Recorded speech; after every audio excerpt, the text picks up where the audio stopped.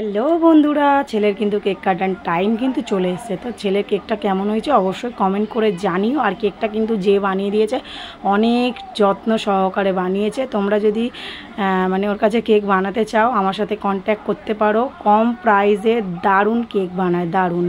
হ্যাঁ, তো হয়তো বলতে পারো যে আমি করেছি বলে বলছি, একদমই না কিন্তু। তো দেখতেই পাচ্ছ কেকটা কেমন হয়েছে, আর ভীষণ সুন্দর, ভীষণ টেস্টি ছিল। অনেক কম খরচে কিন্তু ও কেক বানিয়ে দেয়।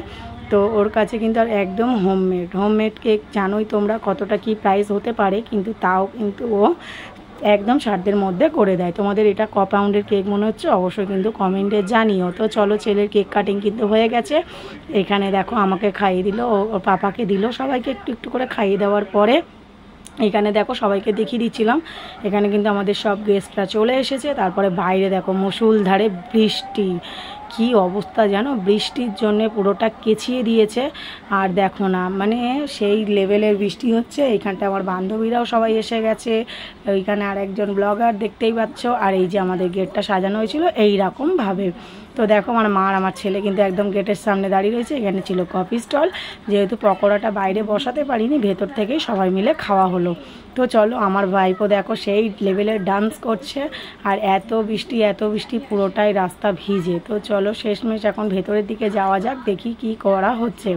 তো তারপরে দেখলাম যে না, প্রায় সবারই খাওয়া দাওয়া হয়ে গেছে। অনেকটাই রাত হয়ে গেছে কিন্তু আমাদের প্রায় ঘরে আস্তে আস্তে ভোর 4:30 পৌনে 5টা বেজে গেছে সব কাজকর্ম গুছিয়ে। হ্যাঁ, যেহেতু প্রথমেই বলেছি আমাদের পাশে কেউ ছিল না। এই যে এই মানুষটা, মানে আমার বোনের বোন, আমি আর আমার বর, এই 4টে ব্যক্তি মিলে কিন্তু পুরোটাই কমপ্লিট করেছি। আর কিছু করার নেই, বললাম নিজের থেকে পর ভালো হয়। তো সেই রকম দেখো এখানে সবাই খেতে বসে গেছে, বলছে খাবার ভীষণ ভালো হয়েছে। তো থ্যাংক ইউ সো মাচ। আর রান্নাটা দারুণ হয়েছিল। আর এইখানে দেখো বৌদি একটু হাই করে দিল। এরা খাবার নিয়ে কি অবস্থাটাই না করছে দেখতেই পাচ্ছ। তো খাবারে ডিনারে ছিল egg devil chop, rice, chicken আর চাটনি পাঁপড় মিষ্টি যেমন থাকে। তো সেই রকমই এইখানটা হচ্ছে রান্নাঘর। সব ক্যাটারিংয়ের ছেলেরা দাঁড়িয়ে যা হাসছে দেখতে পাচ্ছ। এত গরম পড়েছে, ফাইনালি আমি ঘরে এসে কিন্তু ড্রেস চেঞ্জ করে দিয়েছি। শাড়ি পরেছিলাম, আমার অসহ্য লাগছে। তো চলো, এখানে কিন্তু আমার মাসিরা খাওয়া দাওয়া করে কিন্তু বেরিয়ে যাচ্ছে। অনেকটা রাত হয়ে গেছে, যেহেতু 11টা বাজে প্রায়। তাদেরকে একটু ড্রপ করে দিলাম। দেওয়ার পরে তো আমাদের কিন্তু এবারে শুরু হবে সেই মজা, সেই পার্টি। তো দেখো কিছু কিছু মানুষ আছে, বলতে নেই, আপন হয়েও কিন্তু আপন হতে পারে না।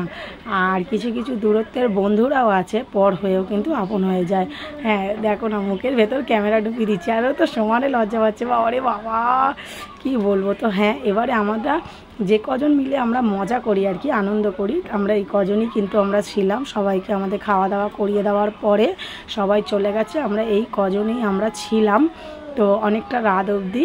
হ্যাঁ দেখো না বাবা, কি লাজুকে, দেখো মুখে মিষ্টি ঢোকাতে গিয়েও আমার ক্যামেরা দেখে চুপ হয়ে গেছে। তো অনেকটাই লাজুকি ওর পাপার মতো। তো দেখতেই পেলে। তো সেই জন্য আমরা বন্ধুরা মিলে কিন্তু সবাই খুব মজা করলাম। লাস্টে একটা গেম স্টার্ট করেছি, তো গেমের শুরুটা এখান থেকেই করলাম। আর এন্ডটা কিন্তু দেখাবো অন্য কোনো ভিডিওতে। দেখো আমার বর কিন্তু এখন খুঁজছে যে কোনটা ওর বউ। তো দেখো লাস্টে শালার বউকে ধরে বলবে ওইটা নাকি ওর বউ। তো জাস্ট একটা ফান গেম আমরা করেছিলাম লাস্টে রাত্রিবেলা, তো ভীষণ সুন্দর।